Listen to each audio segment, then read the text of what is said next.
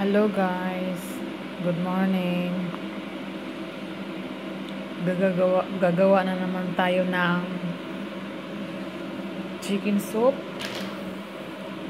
Kaya ito ang ingredients: dalawang breast chicken, saka liig,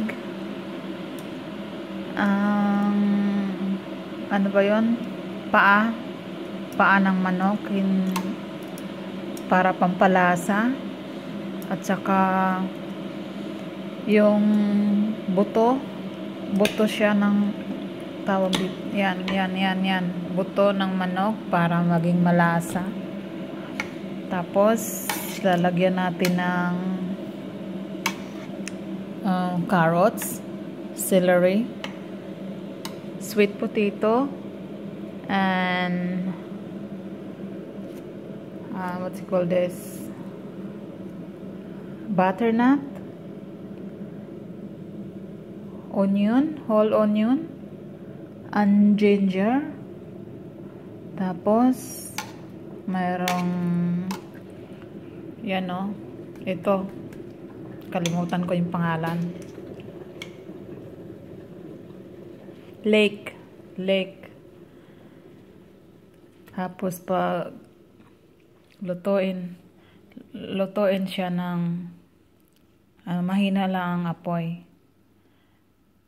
Pakuluin muna natin. Pag kumulo na, ilalagay natin sa number 2. Then cook for 2 hours or 3, something like that.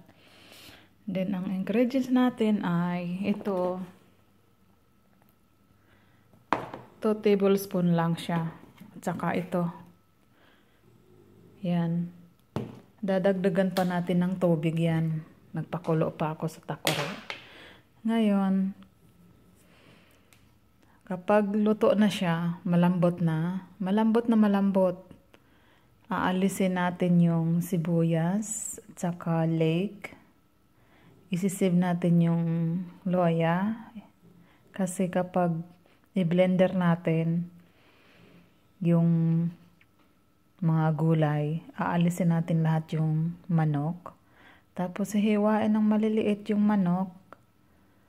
Then lagyan natin ng black pepper kapag na-blender na natin sa itaas.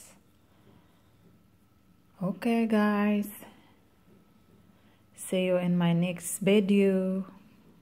Thanks for watching. Bye.